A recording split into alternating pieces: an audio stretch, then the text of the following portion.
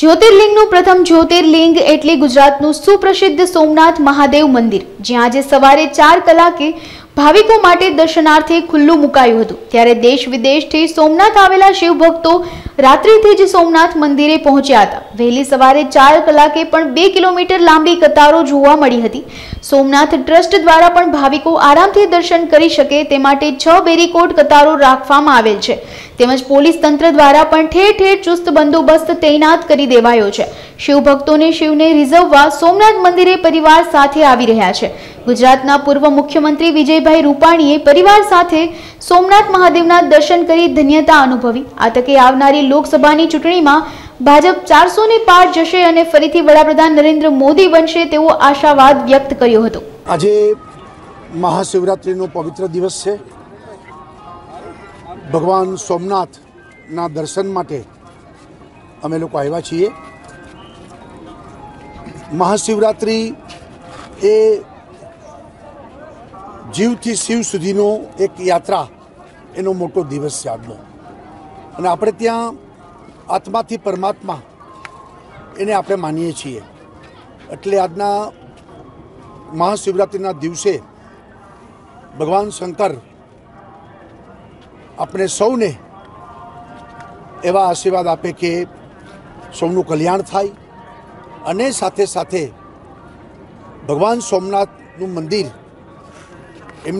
એમનો પ્રભાવ એ ખૂબ વધે અને ગુજરાત સલામત, સમૃદ્ધ, શક્તિશાળી હંમેશા બનતું રહે તેવી ભગવાન શિવને પ્રાર્થના કરીએ છીએ।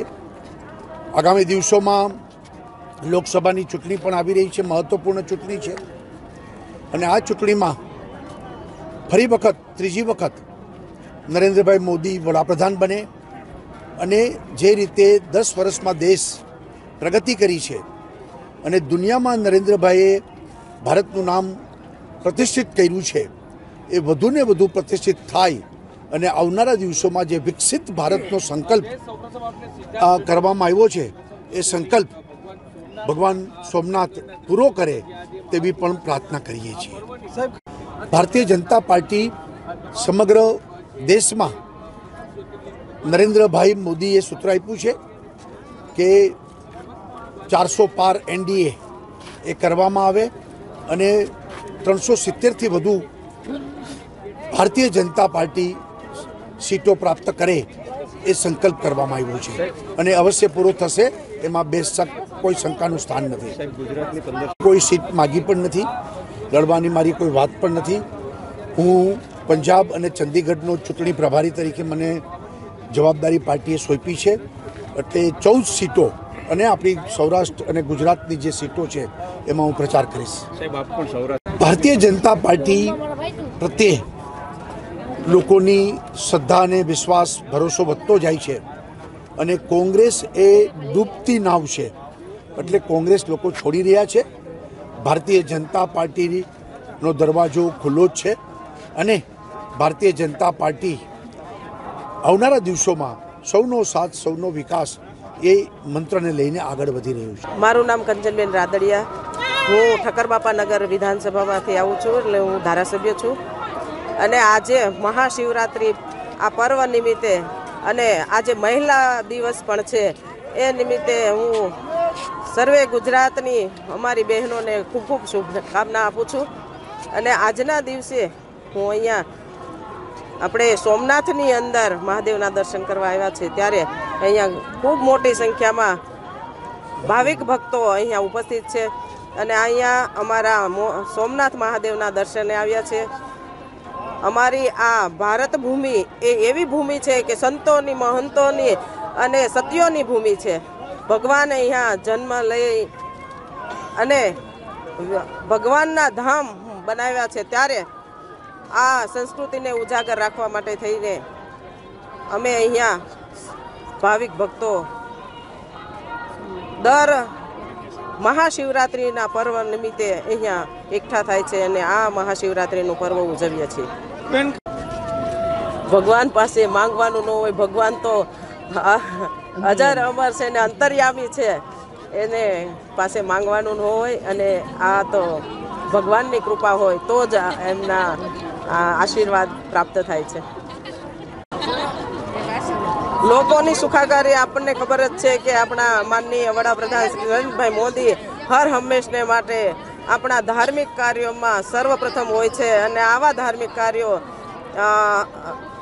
આપણા ગુજરાત નહીં પણ ભારતની માટે થઈને ઇતિહાસ રચવા માટે, જેમ કે આપણે પાવાગઢની અંદર 500 વર્ષ પછી આ ધજા ફરકતી હોય તો એ નરેન્દ્રભાઈના પ્રતાપે શક્ય।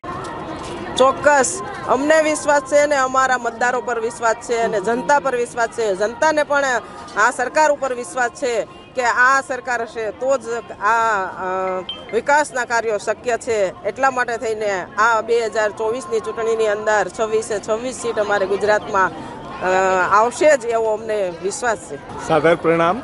मैं श्रीकांत आत्रे चूरू जिला राजस्थान से आया हूँ और ये देवाधिदेव महादेव की अद्भुत कृपा है कि सोमनाथ में आज महाशिवरात्रि के पावन पर्व पर देवाधिदेव महादेव के दर्शन का सौभाग्य मिला। और जो भगवान शंकर हैं वो बहुत ही जो बताया है कि सिर्फ भक्त की भाव से प्रसन्न हो जाते हैं, उनको कुछ नहीं चाहिए। तो मेरे जैसे अपात्र को ये सुपात्र मानकर ये परम सौभाग्य मिला।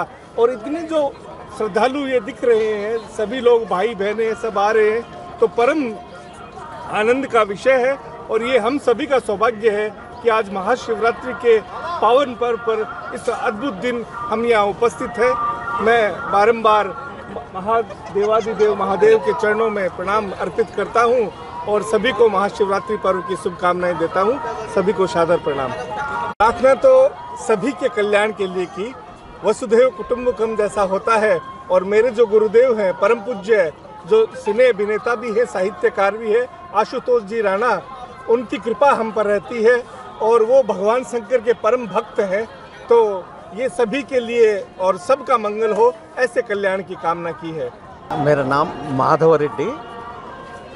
हम जो हैं हैदराबाद से आए हैं और सुबह जो है महादेव का अर्चन करने का हमारे को प्राप्त मिला। हम अर्चन जो है सुबह जो है 5 बजे किए हैं। अच्छा है वहाँ तो अर्चन किए और सिस्टम वहाँ का अच्छा है। ये जो है ना इधर भी जो है दर्शन करने के वास्ते आए, बहुत सुंदर है, ये पूरा अच्छा है। और भगवान का विनती हम करने का क्या है, ये उम्र में हम तो 75 ईयर्स ओल्ड है, हर चीज़ दिया है भगवान।